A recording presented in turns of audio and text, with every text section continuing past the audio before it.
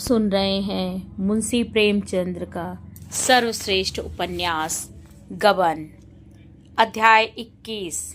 अगर इस समय किसी को संसार में सबसे दुखी, जीवन से निराशा, चिंता अग्नि में जलते हुए प्राणी की मूर्ति देखनी हो तो उस युवक को देखे जो साइकिल पर बैठा हुआ अल्फ्रेड पार्क के सामने चला जा रहा है।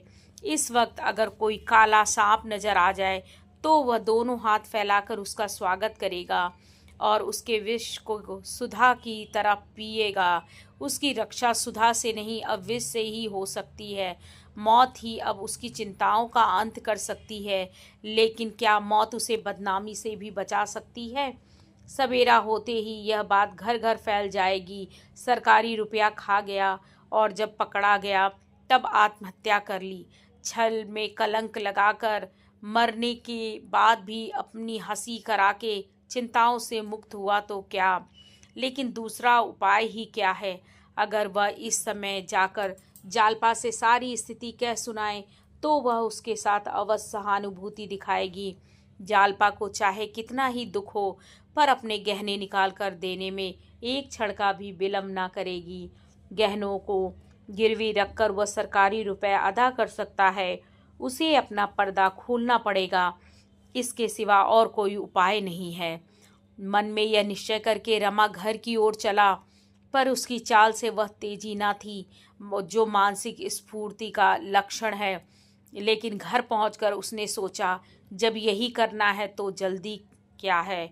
जब चाहूँगा मांग लूँगा। कुछ देर गपशप करता रहा, फिर खाना खाकर लेटा। सहसा ही उसके जी में आया, क्यों ना चुपके से कोई चीज उठा ले जाऊं। कुल मर्यादा की रक्षा करने के लिए एक बार उसने ऐसा ही किया था। उसी उपाय में क्या वह प्राणों की रक्षा नहीं कर सकता? अपनी जबान से तो शायद वह कभी अपनी विपत्ति का हाल ना कह सकेगा। इसी प्रकार आगा पीछा में पड़े हुए सवेरा हो जाएगा और तब उसे कुछ कहने का अवसर ही ना मिलेगा। मगर उसे फिर शंका हुई, कहीं जालपा की आंख खुल जाए, फिर तो उसके लिए त्रिवेणी के सिवा और स्थान ही ना रह जाएगा। जो कुछ भी हो, एक बार तो यह उद्योग करना ही पड़ेगा। उसने धीरे से जालपा का हाथ अपनी छाती पर से हटाया और नीचे खड़ा हो गया। उसे ऐसा ख्याल हुआ कि जालपा हाथ हटाते ही चौंकी और फिर मालूम हुआ यह भ्रम मात्र था। उसे अब जालपा के सलूकों की जेब में चाबियों का गुच्छा निकालना था। देर करने का अवसर ना था। नींद में भी निम्न चेतना अपना काम करती रहती है। बालक कितना ही गाफिल सोया हो, माता के चारपाई से उठते ही जाग पड़ता है। लेकिन जब चाबी निकालने के लिए झुका तो उसे जान पड़ा जालपा मुस्कुरा रही है। उसने झट हाथ खींच लिया और लैंप के क्षीण प्रकाश में जालपा के मुख की ओर देखा, जो कोई सुखद स्वप्न देख रही थी। उसकी स्वप्न सुख विलसित छवि देखकर उसका मन कातर हो उठा। हाँ, इस सरला के साथ मैं ऐसा विश्वासघात करूं जिसके लिए अपने प्राणों को भेंट कर सकता हूँ, उसी के साथ यह कपट। जालपा का निष्कपट स्नेहपूर्ण हृदय मानो उसके मुखमंडल पर अंकित हो रहा था। आह, जिस समय इसे ज्ञात होगा इसके गहने फिर चोरी हो गए, इसकी क्या दशा होगी? पछाड़ खाएगी, सिर के बाल नोचेगी। वह किन आंखों से उसका यह क्लेश देखेगा? उसने सोचा, मैंने इसे आराम ही कौन सा पहुंचाया है। किसी दूसरे से विवाह होता तो वह अब तक वह रत्नों से लद जाती। दुर्भाग्यवश इस घर में आई जहाँ कोई सुख नहीं, उल्टे और रोना पड़ा। रमा फिर चारपाई पर लेट रहा। उसी वक्त जालपा की आंखें खुल गई। उसके मुख की ओर देखकर बोली, तुम कहाँ गए थे? मैं अच्छा सपना देख रही थी। बड़ा बाग है और हम तुम दोनों उसमें टहल रहे हैं। इतने में तुम ना जाने कहाँ चले जाते हो। एक और साधु आकर मेरे सामने खड़ा हो जाता है। बिल्कुल देवताओं का सा उसका स्वरूप है। वह मुझसे कहता है, बेटी मैं तुझे वर देने आया हूँ, मांग। क्या मांगती है? मैं तुम्हें इधर उधर खोज रही हूँ, तुमसे पूछूं क्या मांगूं, और तुम कहीं दिखाई नहीं देते।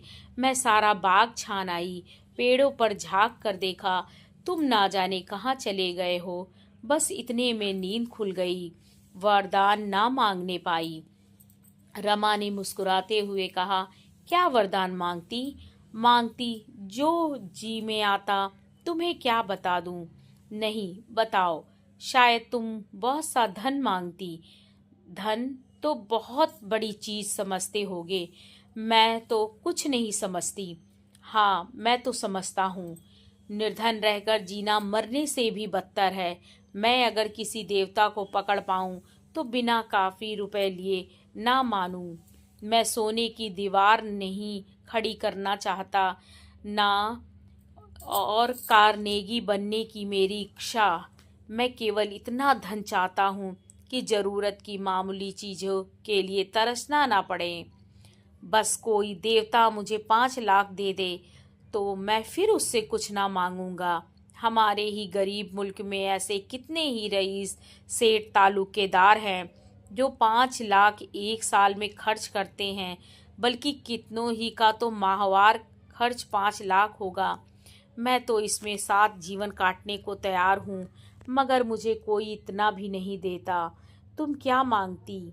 अच्छे अच्छे गहने? जालपा ने त्योरियां चढ़ाकर कहा। क्यों चिढ़ाते हो मुझे? क्या मैं गहनों पर और स्त्रियों से ज्यादा जान देती हूँ? मैंने तो तुमसे कभी आग्रह नहीं किया। तुम्हें जरूरत हो आज इन्हें उठा ले जाओ, मैं खुशी से दे दूंगी। रमा ने मुस्कुराकर कहा, तो फिर बतलाती क्यों नहीं? जालपा, मैं यही मांगती कि मेरा स्वामी सदा मुझसे प्रेम करता रहे, उनका मन कभी मुझसे ना गिरे। रमा ने हंसकर कहा, क्या तुम्हें इसकी भी शंका है? तुम देवता भी होते तो शंका होती, तुम तो आदमी हो। मुझे तो ऐसी कोई स्त्री ना मिली जिसने अपने पति की निष्ठुरता का दुख डांड रोया हो। 1 2 साल तो वह खूब प्रेम करते हैं, फिर ना जाने क्यों उन्हें स्त्री में अरुचि सी हो जाती है, मन चंचल होने लगता है। औरत के लिए इससे बड़ी विपत्ति नहीं। उस विपत्ति से बचने के सिवा मैं और क्या वरदान मांगती? यह कहते हुए जालपा ने पति के गले में बाहें डाल दी और बड़ा संचित नजरों से देखती हुई बोली, सच बताना, तुम अब भी मुझे वैसे ही चाहते हो जैसे पहले चाहते थे? देखो सच कहना, बोलो। रमा ने जालपा के गले से चिमट कर कहा, उससे कहीं अधिक, लाख गुना। जालपा ने हंसकर कहा, झूठ, बिल्कुल झूठ, 16 आना झूठ। रमानाथ, यह तुम्हारी जबरदस्ती है, आखिर ऐसा तुम्हें कैसे जान पड़ा? जालपा, आंखों से देखती हूँ और कैसे जान पड़ा? तुमने मेरे पास बैठने की कसम खा ली है। जब देखो तुम गुमसुम रहते हो। मुझसे प्रेम होता तो मुझ पर विश्वास भी होता। बिना विश्वास के प्रेम हो ही कैसे सकता है? जिससे तुम अपनी बुरी से बुरी बात ना कह सको, उससे तुम प्रेम नहीं कर सकते। हाँ, उसके साथ विहार कर सकते हो, विलास कर सकते हो, उसी तरह जैसे कोई वेश्या के पास जाता है। वेश्या के पास लोग आनंद उठाने ही जाते हैं, कोई उससे मन की बात कहने नहीं जाता। तुम्हारी भी वही दशा है। बोलो, है या नहीं? आंखें क्यों छिपाते हो? क्या मैं देखती नहीं? तुम बाहर से कुछ घबराए हुए आते हो। बातें करते समय देखती हूँ तुम्हारा मन किसी और तरफ रहता है। भोजन में भी देखती हूँ तुम्हें कोई आनंद नहीं आता। दाल गाढ़ी है या पतली, शाक कम है या ज़्यादा, चावल में कनी है या पक गए, इस तरह तुम्हारी निगाह नहीं जाती। बेगार की तरह भोजन करते हो, जल्दी से भागते हो। मैं यह सब क्या नहीं देखती? मुझे देखना ना चाहिए? मैं विलासिनी हूँ, इसी रूप में तो तुम मुझे देखते हो। मेरा काम है विहार करना, विलास करना, आनंद करना। मुझे तुम्हारी चिंताओं से मतलब, मगर ईश्वर ने वैसा हृदय नहीं दिया। क्या करूं? मैं समझती हूँ, जब मुझे जीवन ही व्यतीत करना है, जब मैं केवल तुम्हारे मनोरंजन की ही वस्तु हूँ, तो क्यों अपनी जान विपत्ति में डालूं? जालपा ने रमा से कभी दिल खोलकर बात ना की थी। वह इतनी विचारशील है, उसने अनुमान ही ना किया था। वह उसे वास्तव में रमणी ही समझता था। अन्य पुरुषों की भांति वह भी पत्नी को इसी रूप से देखता था। वह उसके यौवन पर मुग्ध था। उसकी आत्मा का स्वरूप देखने की कभी चेष्टा ही ना की। शायद वह समझता था इसमें आत्मा है ही नहीं। अगर वह रूप लावण्य की राशि न होती तो कदाचित वह उससे बोलना भी पसंद ना करता। उसका सारा आकर्षण, उसकी सारी आसक्ति केवल उसके रूप पर थी। वह समझता था जालपा इसी में प्रसन्न है। अपनी चिंताओं के बोझ से वह उसे दबाना नहीं चाहता था, पर आज उसे ज्ञात हुआ जालपा उतनी ही चिंतनशील है जितना वह खुद था। इस वक्त उसे अपनी मनोव्यथा कह डालने का बहुत अच्छा अवसर मिला था, पर हाय संकोच, इसने फिर उसकी जबान बंद कर दी। जो बातें वह इतने दिनों तक छुपाए रहा, वह अब कैसे कहे। क्या ऐसा करना जालपा के आरोपित आक्षेपों को स्वीकार करना ना होगा? हाँ, उसकी आंखों से आज भ्रम का पर्दा उठ गया। उसे ज्ञात हुआ कि विलास पर प्रेम का निर्माण करने की चेष्टा करना उसका ज्ञान था। रमा इन्हीं विचारों में पड़ा पड़ा सो गया। उस समय आधी रात के ऊपर गुजर गई। सोया तो इसी सबब में था कि बहुत सवेरे उठ जाऊंगा, पर नींद खुली तो कमरे में धूप की किरणें आ आकर उसे जगा रही थीं। वह चटपट उठा और बिना हाथ मुंह धोए कपड़े पहनकर जाने को तैयार हो गया। वह रमेश बाबू के पास जाना चाहता था। अब उनसे यह कथा कहनी पड़ेगी। स्थिति का पूरा ज्ञान हो जाने पर वह कुछ न कुछ सहायता करने को तैयार हो जाएंगे। जालपा उस समय भोजन बनाने की तैयारी कर रही थी। रमा को इस भांति जाते देखकर प्रश्न सूचक नजरों से देखा। रमा के चेहरे पर चिंता, भय, चंचलता और हिंसा मानो बैठी घूर रही थी। एक क्षण के लिए वह बेसुध सी हो गई। एक हाथ में छुरी और दूसरे में एक करेला लिए हुए वह द्वार की ओर ताकती रही। यह बात क्या है, उसे कुछ बताते क्यों नहीं? वह और कुछ ना कर सके, हमदर्दी तो कर सकती है। उसके जी में आया पुकार कर पूछ लूं क्या बात है। उठकर द्वार तक आई, पर रमा सड़क पर दूर निकल गया था। उसने देखा वह बड़ी तेजी से चला जा रहा है, जैसे सनक गया हो। न दाहिनी ओर ताकता न बाईं ओर, केवल सिर झुकाए पथिकों से टकराता, पैर गाड़ियों की परवाह न करता हुआ भागा चला जा रहा था। आखिर वह लौटकर फिर तरकारी काटने लगी, पर उसका मन उसी ओर लगा हुआ था। क्या बात है, क्यों मुझसे इतना छिपाते हैं? रमेश के घर पहुंचा तो 8 बज गए थे। बाबू साहब चौकी पर बैठे संध्या कर रहे थे। इन्हें देखकर इशारे से बैठने को कहा। कोई आधा घंटे में संध्या समाप्त हुई। बोले, क्या अभी मुंह हाथ भी नहीं धोया? यही लीचड़पन मुझे नापसंद है। तुम और कुछ करो या ना करो, बदन की सगाई तो करते रहो। क्या हुआ? रुपए का कुछ प्रबंध हुआ? रमानाथ, इसी फिक्र में मैं तो आपके पास आया हूँ। रमेश, तुम भी अजीब आदमी हो। अपने बाप से कहते हुए तुम्हें क्यों शर्म आती है? यही ना होगा तुम्हें ताने देंगे, लेकिन इस संकट से तो छूट जाओगे। उनसे सारी बातें साफ साफ कह दो। ऐसी दुर्घटनाएं अक्सर हो जाया करती हैं, इसमें डरने की क्या बात? नहीं कहो, मैं चलकर कह दूं? रमानाथ, उनसे कहना होता तो अब तक कभी कह चुका होता। क्या आप कुछ बंदोबस्त कर सकते हैं? रमा, कर क्यों नहीं सकता, पर करना नहीं चाहता। ऐसे आदमी के साथ मुझे कोई हमदर्दी नहीं हो सकती। तुम जो बात मुझसे कह सकते हो, क्या उनसे नहीं कह सकते? मेरी सलाह मानो, उनसे जाकर कह दो। अगर वह रुपए ना दे तब मेरे पास आना। रमा को अब और कुछ कहने का साहस ना हुआ। लोग इतनी घनिष्ठता होने पर भी इतने कठोर हो सकते हैं। वह यहाँ से उठा, पर उसे कुछ सुझाई ना देता था।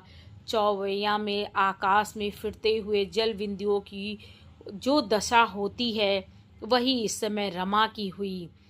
10 कदम तेजी से आगे चलता तो फिर कुछ सोच कर रुक जाता और 5 कदम पीछे लौट जाता। कभी इस गली में घुस जाता, कभी उस गली में। सहसा उसे एक बात सूझी, क्यों ना जालपा को एक पत्र लिखकर अपनी सारी कठिनाइयां कह सुनाऊं। मुंह से तो वह कुछ ना कह सकता था, पर कलम से लिखने में उसे कोई मुश्किल मालूम नहीं होती थी। पत्र लिखकर जालपा को दे दूंगा और बाहर के कमरे में आ बैठूंगा। इससे सरल और क्या हो सकता है। वह भागा हुआ घर आया, तुरंत पत्र लिखा। प्रिय, क्या कहूँ, किस विपत्ति में फंसा हुआ हूँ। अगर 1 घंटे के अंदर 300 रुपये का प्रबंध ना हो गया तो तुम्हारे हाथों में हथकड़ियाँ पड़ जाएंगी। मैंने बहुत कोशिश की, किसी से उधार ले लूं, किंतु कहीं ना मिल सके। अगर तुम अपने 2-1 जेवर दे दो तो मैं गिरो रख कर काम चला लूं। ज्यों ही रुपए हाथ आ जाएंगे छुड़ा दूंगा। अगर मजबूरी ना आ पड़ती तो तुम्हें कष्ट ना देता। ईश्वर के लिए रुष्ट ना होना, मैं बहुत जल्द छुड़ा दूंगा। अभी यह पत्र समाप्त ना हुआ था कि रमेश बाबू मुस्कुराते हुए आकर बैठ गए और बोले, कहा उनसे तुमने? रमा ने सिर झुकाकर कहा, अभी तो मौका नहीं मिला। रमेश, तो क्या 2-4 दिन में मौका मिलेगा? मैं डरता हूँ कहीं आज भी तुम यूं ही खाली हाथ ना चले आओ, नहीं तो गजब ही हो जाए। रमानाथ, जब उनसे मांगने का निश्चय कर लिया तो अब क्या चिंता। रमेश, आज मौका मिले तो जरा रतन के पास चले जाना। उस दिन मैंने कितना जोर देकर कहा था, लेकिन मालूम होता है तुम भूल गए। रमानाथ, भूल तो नहीं गया, लेकिन उनसे कहते शर्म आती है। रमेश, अपने बाप से कहते भी शर्म आती है। अगर अपने लोगों में यह संकोच ना होता तो आज हमारी यह दशा क्यों होती। रमेश बाबू चले गए तो रमा ने पत्र उठाकर जेब में डाला और उसे जालपा को देने का निश्चय करके घर में गया। जालपा आज किसी महिला के घर जाने की तैयार थी। थोड़ी देर हुई, बुलावा आ गया। उसने अपनी सबसे सुंदर साड़ी पहनी थी। हाथों में जड़ाऊ कंगन शोभा दे रहे थे।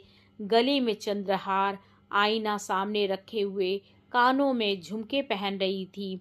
रमा को देखकर बोली, आज सवेरे कहाँ चले गए थे? हाथ मुंह तक ना धोया। दिन भर तो बाहर ही रहते हो, शाम सवेरे तो घर पर रहा करो। तुम नहीं रहते तो घर सूना सूना लगता है।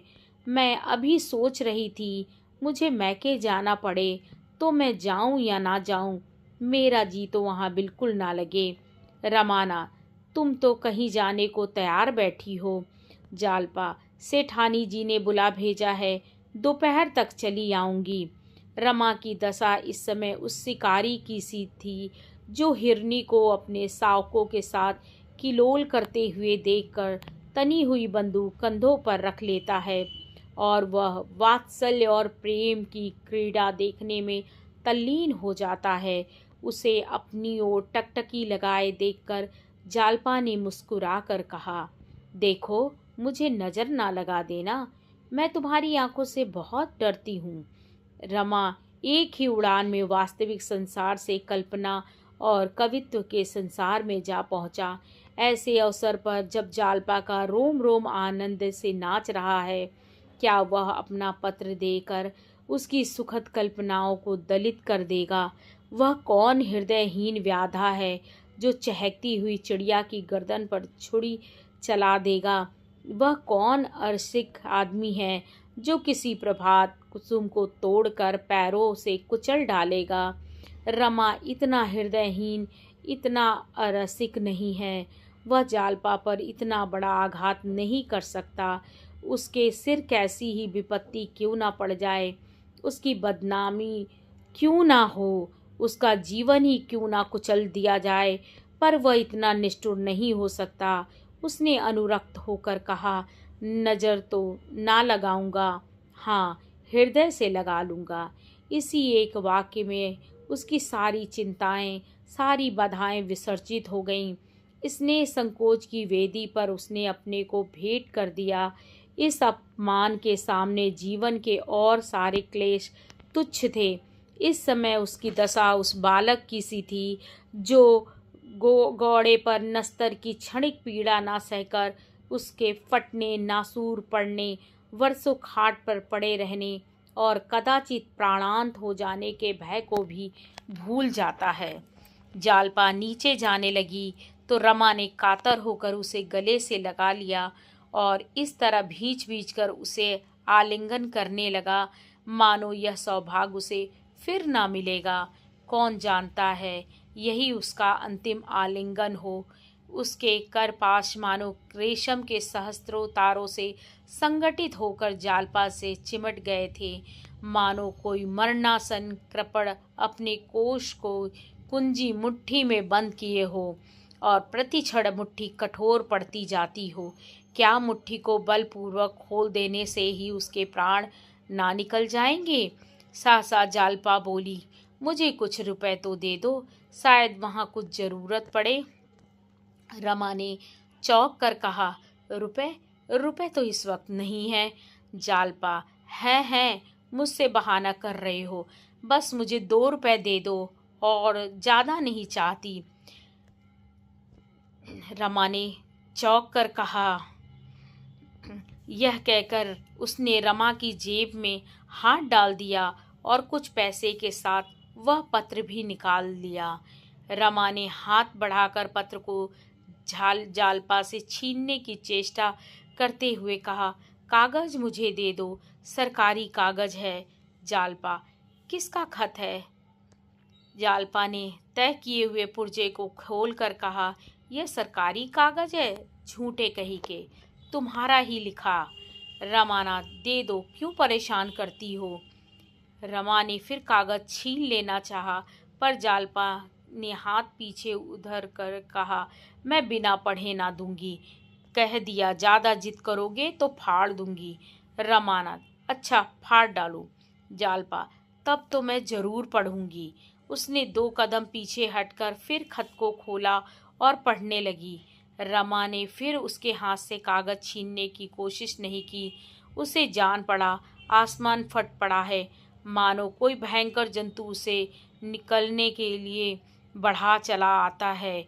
अब धड़ धड़ करता हुआ ऊपर से उतरा और घर के बाहर निकल गया। कहाँ अपना मुंह छिपा ले, कहाँ छिप जाए, कोई उसे देख ना सके। उसकी दशा वही थी जो किसी नंगे आदमी की होती है। वह सिर से पांव तक कपड़े पहने हुए भी नंगा था। आह, सारा पर्दा खुल गया, उसकी सारी कपट लीला खुल गई। जिन बातों को छिपाने के लिए उसने इतने दिनों चेष्टा की, जिनको गुप्त रखने के लिए उसने कौन कौन सी कठिनाइयां नहीं झेली, उन सबों ने आज मानो उसके मुंह पर कालिक पोत दी। वह अपनी दुर्गति अपनी आंखों से नहीं देख सकता।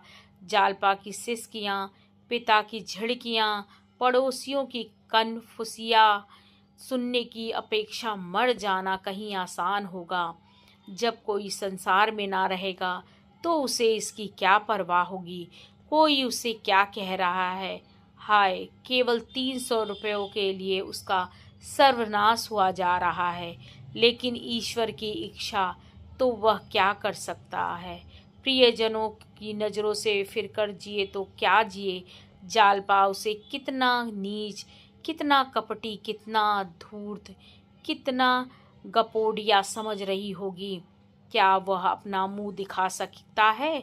क्या संसार में कोई ऐसी जगह नहीं है जहां वह नए जीवन का सूत्रपात कर सके, जहां वह संसार से अलग थलग सबसे मुंह मोड़कर अपना जीवन काट सके, जहां वह इस तरह छिप जाए कि पुलिस उसका पता ना पा सके।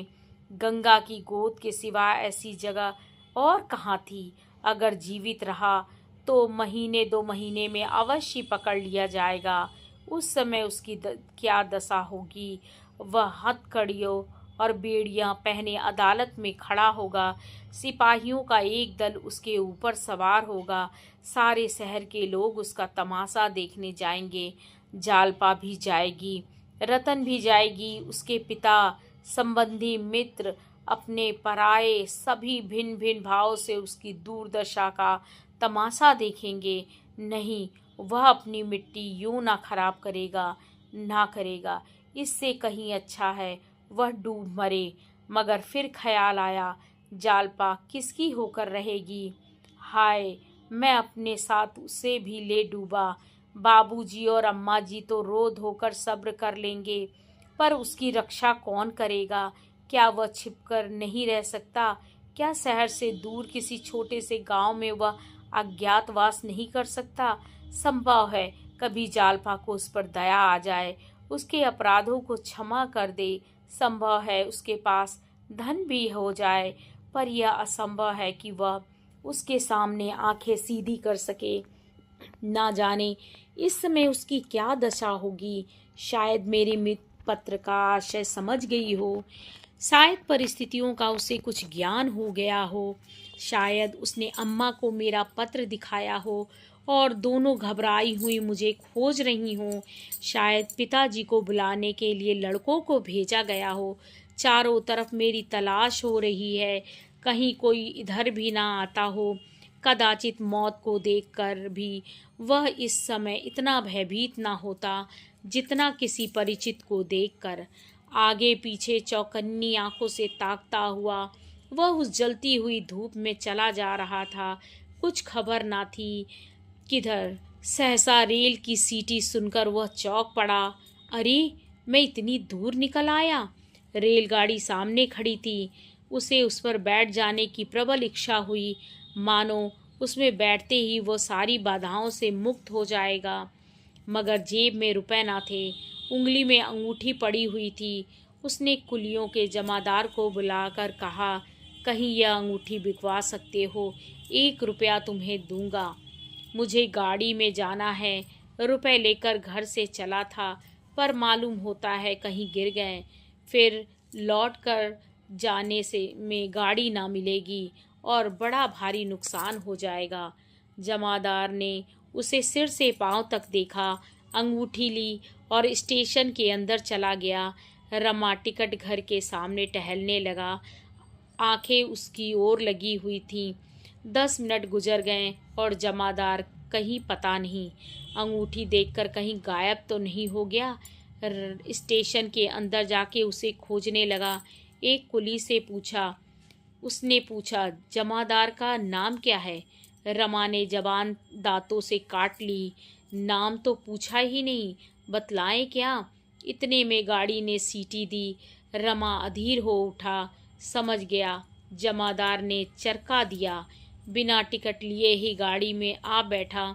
मन में निश्चय कर लिया, साफ कह दूंगा मेरे पास टिकट नहीं है। अगर उतरना भी पड़ा तो यहाँ से 10-5 कोस तो चला ही जाऊंगा। गाड़ी चल दी। उस वक्त रमा को अपनी दशा पर रोना आ गया। हाय, न जाने उसे कभी लौटना नसीब भी होगा या नहीं। फिर वह सुख के दिन कहाँ मिलेंगे। यह दिन तो गए, हमेशा के लिए गए। इसी तरह सारी दुनिया से मुंह छिपाए वह एक दिन मर जाएगा। कोई उसकी लाश पर आंसू बहाने वाला भी ना होगा। घर वाले भी रो धोकर चुप हो रहेंगे। केवल थोड़े से संकोच के कारण उसकी यह दशा हुई। उसने शुरू ही से जालपा से अपनी सच्ची हालत कह दी होती तो आज उसे मुंह पर कालिक लगाकर क्यों भागना पड़ता। मगर कहता कैसे? वह अपने को अभागिनी ना समझने लगती। कुछ ना सही, कुछ दिन तो उसने जालपा को सुखी रखा। उसकी लालसाओं की हत्या तो ना होने दी। रमा के संतोष के लिए अब इतना ही काफी था। अभी गाड़ी चले 10 मिनट भी ना बीते होंगे। गाड़ी का दरवाजा खुला और टिकट बाबू अंदर आए। रमा के चेहरे पे हवाइयाँ उड़ने लगी। एक क्षण में उसके पास आ जाएगा। इतने आदमियों के सामने उसे कितना लज्जित होना पड़ेगा। उसका कलेजा धक धक करने लगा। ज्यों-ज्यों टिकट बाबू उसके समीप आता, उसकी नाड़ी की गति तीव्र होती जाती थी। आखिर बला सिर पर आ ही गई। टिकट बाबू ने पूछा, आपका टिकट? रमा ने जरा सावधान होकर कहा, मेरा टिकट तो कुलियों के जमादार के पास ही रह गया। उसे टिकट लाने के लिए रुपए दिए थे, न जाने किधर निकल गया। टिकट बाबू को यकीन न आया। बोला, मैं यह कुछ नहीं जानता, आपको अगले स्टेशन पर उतरना होगा। आप कहाँ जा रहे हैं? रमानाथ, सफ़र तो बड़ी दूर का है, कलकत्ता तक जाना है। टिकट बाबू, आगे के स्टेशन पर टिकट ले लीजिएगा। रमानाथ, यही तो मुश्किल है। मेरे पास 50 का नोट था, खिड़की पर बड़ी भीड़ थी। मैंने नोट उस जमादार को टिकट लाने के लिए दिया, पर वह ऐसा गायब हुआ कि लौटा ही नहीं। शायद आप उसे पहचानते हों, लंबा चौड़ा चेचकरू आदमी है। टिकट बाबू, इस विषय में आप लिखा पढ़ी कर सकते हैं, मगर बिना टिकट के जा नहीं सकते। रमा ने विनीत भाव से कहा, भाई साहब, आपसे क्या छिपाऊं, मेरे पास और रुपए नहीं हैं। आप जैसा मुनासिब समझें करें। टिकट बाबू, मुझे अफसोस है बाबू साहब, कायदे से मजबूर हूँ। कमरे के सारे मुसाफिर आपस में कानाफूसी करने लगे। तीसरा दर्जा था। अधिकांश मजदूर बैठे हुए थे, जो मजदूरी की टोह में पूरब जा रहे थे। वे एक बाबू जाति के प्राणी को इस भांति अपमानित होते देखकर आनंद पा रहे थे। शायद टिकट बाबू ने रमा को धक्का देकर उतार दिया होता तो और भी खुश होते। रमा को जीवन में कभी इतनी झेप न हुई थी। चुपचाप सिर झुकाए खड़ा था। अभी तो जीवन की इस नई यात्रा का आरंभ हुआ है। ना जाने आगे क्या क्या विपत्तियां झेलनी पड़ेंगी, किस किस के हाथों धोखा खाना पड़ेगा। उसके जी में आया, गाड़ी से कूद पड़ूं, इस छीछाले दर से तो मर जाना ही अच्छा। उसकी आंखें भर आईं।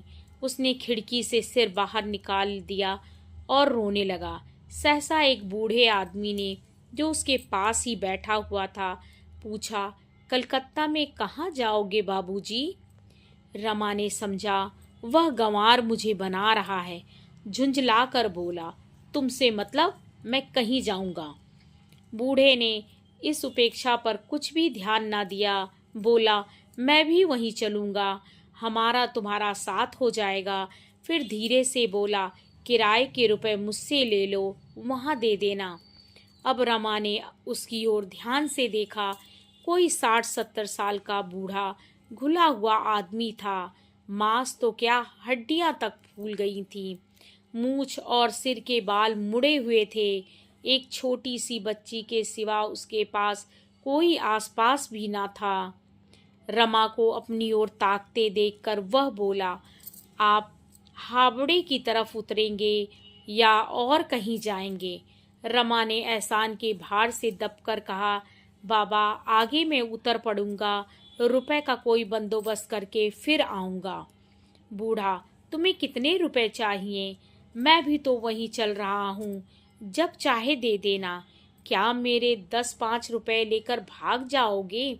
कहाँ घर है? रमानाथ, यहीं प्रयाग ही में रहता हूँ। बूढ़े ने भक्ति के भाव से कहा, मान्य है प्रयाग, धन्य है। मैं भी त्रिवेणी का स्नान करके आ रहा हूँ। सचमुच देवताओं की पुरी है। तो कै रुपए निकालूं? रमा ने संकुचाते हुए कहा, मैं चलते ही चलते रुपया ना दे सकूंगा, यह समझ लो। बूढ़े ने सरल भाव से कहा, अरे बाबूजी, मेरे 10-5 रुपए लेकर तुम भाग थोड़े ही जाओगे। मैंने तो देखा, प्रयाग के पंडे यात्रियों को बिना लिखाए पढ़ाए रुपए दे देते हैं। 10 रुपए में तुम्हारा काम चल जाएगा। रमा ने सिर झुकाकर कहा, हाँ, इतने बहुत हैं। टिकट बाबू को किराया देकर रमा सोचने लगा, यह बूढ़ा कितना सरल, कितना परोपकारी, कितना निष्कपट जीव है। जो लोग सभ्य कहलाते हैं, उनमें कितने आदमी ऐसे निकलेंगे जो बिना जान पहचान किसी यात्री को उबार ले। गाड़ी के और मुसाफिर भी बूढ़े को श्रद्धा की नज़रों से देखने लगे। रमा को बूढ़े की बातों से मालूम हुआ कि वह जाति का खटिक है। कलकत्ता में उसकी साग भाजी की दुकान है। रहने वाला तो बिहार का है, पर 40 साल से कलकत्ता ही में रोजगार कर रहा है। देवी दीन नाम है। बहुत दिनों से तीर्थ यात्रा की इच्छा थी। बद्रीनाथ की यात्रा करके लौटा जा रहा है। रमा ने आश्चर्य से पूछा, तुम बद्रीनाथ की यात्रा कराए? वहां तो पहाड़ों की बड़ी बड़ी चढ़ाइयां हैं। देवी दीन, भगवान की दया होती तो सब कुछ हो जाता है बाबूजी, उनकी दया चाहिए। रमानाथ, तुम्हारे बाल बच्चे तो कलकत्ता ही में होंगे। देवी दीन ने रूखी हंसी हंसकर कहा, बाल बच्चे तो सब भगवान के घर गए। 4 बेटे थे, 2 का ब्याह हो गया, सब चल दिए। मैं बैठा हुआ हूँ। मुझी से तो सब पैदा हुए थे। अपने बोए हुए बीज को किसान ही तो काटता है। यह कहकर वो फिर हंसा। जरा देर बाद बोला, बुढ़िया अभी जीती है, देखें हम दोनों में पहले कौन चलता है। वह कहती है, पहले मैं जाऊंगी। मैं कहता हूँ, पहले मैं जाऊंगा। देखो किसकी टेक रहती है। बन पड़ा तो तुम्हें दिखाऊंगा। अब भी गहने पहनती है, सोने की बालियां और सोने की हसली पहने दुकान पर बैठी रहती है। जब कहा कि चल तीर्थ पर आवें तो बोली, तुम्हारे तीर्थ के लिए क्या दुकान मिट्टी में मिला दूं? यह है जिंदगी का हाल। आज मरे कि कल मरे, मगर दुकान ना छोड़ेगी। ना कोई आगे ना कोई पीछे, ना कोई रोने वाला ना कोई हंसने वाला, मगर माया बनी हुई है। अब भी एक ना एक गहना बनवाती ही रहती है। ना जाने कब उसका पेट भरेगा। सब घरों का यही हाल है। जहाँ देखो हाय गहने हाय गहने। गहने के पीछे जान दे दे। घर के आदमियों को भूखा मारे। घर की चीजें बेच और कहाँ तक कहूँ, अपनी आबरू तक बेच दे। छोटे बड़े अमीर गरीब सबको यही रोग लगा हुआ है। कलकत्ता में कहाँ काम करते हो भैया? रमानाथ जी, अभी तो जा रहा हूँ, देखूँ कोई नौकरी चाकरी मिलती है या नहीं। देवी दीन, तो फिर मेरे ही घर ठहरना। 2 कोठरियाँ हैं, सामने दालान है, एक कोठरी ऊपर। और आज बेचूँ तो 10,000 मिले। एक कोठरी तुम्हें दे दूंगा। जब कहीं काम मिल जाए तो अपना घर ले लेना। 50 साल हुए घर से भागकर हावड़े गया था, तब से सुख भी देखे दुख भी देखे। अब मना रहा हूँ, भगवान ले चलो। हाँ, बुढ़िया को अमर कर दो, नहीं तो उसकी दुकान कौन लेगा, घर कौन लेगा और गहने कौन लेगा। यह कहकर देवी दीन फिर हंसा। वह इतना हंसोड़ इतना प्रसन्नचित था कि रमा को आश्चर्य हो रहा था। बेबात की बात पर हंसता था। जिस बात पर और लोग रोते हैं उस पर भी उसे हंसी आती थी। किसी जवान को भी रमा ने यूं हंसते ना देखा था। इतनी ही देर में उसने अपनी सारी जीवन कथा कह सुनाई।